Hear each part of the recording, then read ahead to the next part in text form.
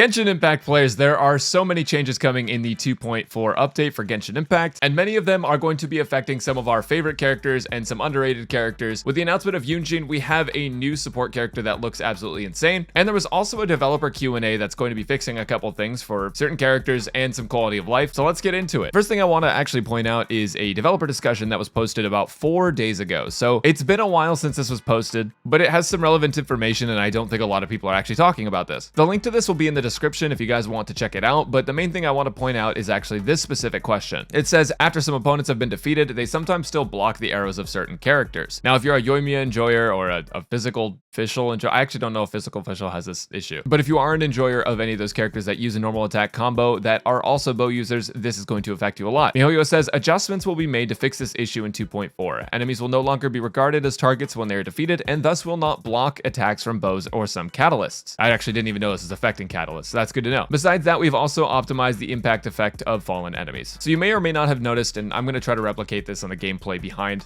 my camera here, but sometimes when you finish off an enemy, their body will take a while to go away, and your arrows will just disappear. Especially if you're playing Yoimiya, this is extremely noticeable because that's her main source of damage, and you're trying to attack as much as you can during her elemental skill duration. So you'll see that these arrows just get stopped kind of mid-attack, and that becomes really problematic. So the good news is that's getting fixed and is indirectly a Yoimiya buff. You could argue this is a fix rather than a buff, and you're technically correct because this shouldn't have been in the game to begin with, but overall it is buffing Yoimiya indirectly just by making her more playable in more situations, and I'm definitely really happy to see that they're fixing this. Outside of that though, I also wanted to talk about Yunjin, so let's take a look here. So in the version 2.4 special program, they actually teased Shenhe and Yunjin and talked a little bit about what they're gonna do. They didn't give us too many numbers or anything, so we don't know exactly what's coming, and we don't know what's in their constellations, legally that is. But I wanted to talk about Yunjin specifically. So Shenhe looks like she's going to be great for cryo teams. Yunjin looks like she might be good for a lot of different teams. The closed captions for this video say that Yunjin is beneficial to teams that favor normal attacks.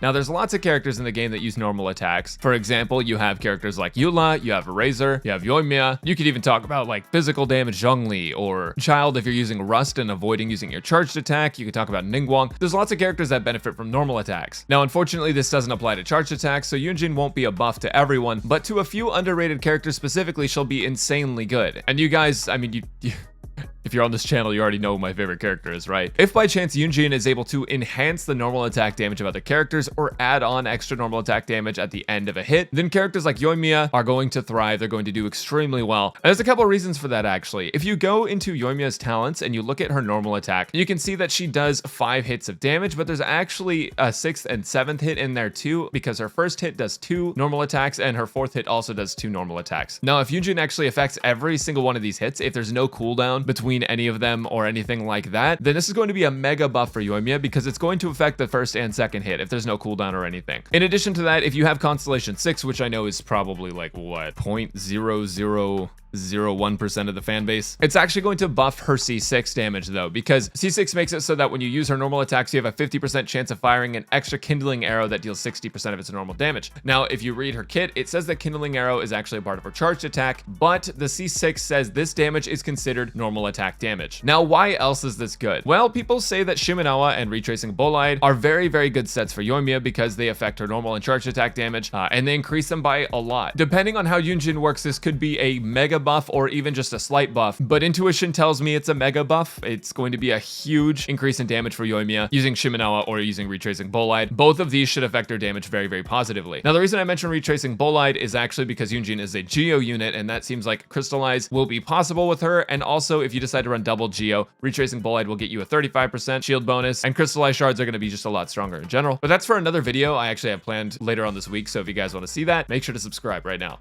Do it. It's like, it's down there. It's going to take you like 3 seconds, maybe not even 3 seconds. Click the thing. Make sure the bell's on. Another thing that I can't wait to see with Yunjin, and we honestly just don't know if this is going to affect it at all, but Yoimiya has an infusion with her elemental skill, and it makes her normal attack damage increase. Now, I'm not sure where this is going to go in the damage calculation because, again, we haven't been able to test Yunjin yet. We don't actually know how her kit works exactly, but if the multiplier on Yoimiya's elemental skill affects Yunjin's bonus damage as well, this is going to be huge. Now, I don't necessarily know if this is going to affect characters like Child, because Child's melee stance makes his Riptide slash damage into elemental skill damage. So it'll definitely affect his normal attacks for sure. Like that will benefit, but I don't know if his Riptide's going to scale with it as well. My guess is no, but there is potential for that. Let me know what you think down in the comments. As for our physical attackers, Razor and Eula, this will definitely benefit them a lot. And I'm excited to see how Ningguang works with her as well, because Ningguang would allow you to run double Geo, and Ningguang's C1 makes it so that whenever a normal attack hits, it deals AoE damage. And my assumption is that it's going to affect that AoE damage as well. So Ningguang with a grouping tool like Venti could be absolutely ridiculous and insane. But again, only time will tell. I'm just very, very excited for this unit because I think that she shows a lot of promise unlike a lot of other 4-stars we've seen recently. Oh, and our girl Noelle as well is going to benefit from this a lot. I know the optimal playstyle now is kind of just spin bot and AoE mob clear, but against single target, it's definitely going to be very good for her, and it's double Geo. But I do want to move on to the next part of Yunjin's kit that they talked about. I'm not super interested in her elemental skill because that seems more like a Beto perfect counter, but I am interested in her elemental burst. It says it deals AoE Geo damage on the cast, which is cool, and it provides all nearby teammates with flying cloud flag formation. This is specifically what I was talking about. That's going to make you deal bonus normal damage, and the damage scales off of Yunjin's defense. So with that new defense set, it looks really, really promising. But right after this, they say Yunjin can benefit greatly from an elementally diverse party in battle. Now, what does this mean? To me, this means using Yunjin with at least 2 other elements is going to make her very, very good, and it's actually discouraging running her in a mono Geo comp. They mentioned right after this that once she gets her Ascension passive, normal attack damage bonus is increased even further based on how many different elemental types you have in your party. So we could even see Yunjin be the only Geo in a team. Now, if you have Geo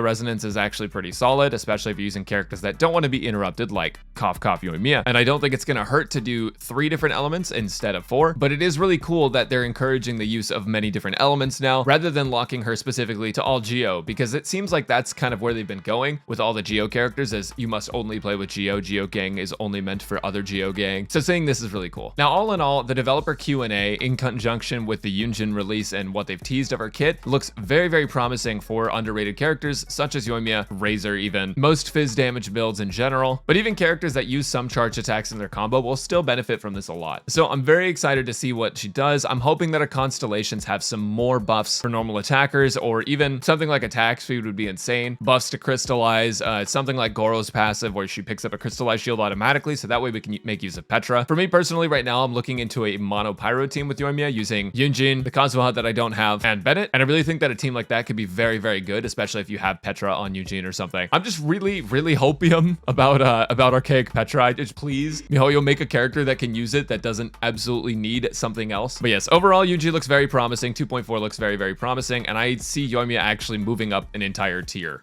based off of this one character synergy. So anyways, you guys, thank you guys so much for watching. I'm going to be covering a couple more things about 2.4 pretty soon, and then of course I'll be releasing a Yunjin guide and a Shenhua guide as soon as they are available, because I want you guys to know how to build them correctly, and I'm very excited to tell you guys how they benefit other teams. If you guys don't know, I do stream on Twitch a couple days a week at twitch.tv/Braxophone, and I'm going to be streaming tonight after this video. So if you guys are really interested in seeing some live gameplay or asking questions about Yunjin 2.4, any of that, come stop by the stream. We have a lovely community, and if you're interested in hanging out with the community but you can't make the streams, Discord is also great. It's in the description below. Other than that, you guys, thank you guys so much for watching. Make sure to like and subscribe, and I'll see you guys later.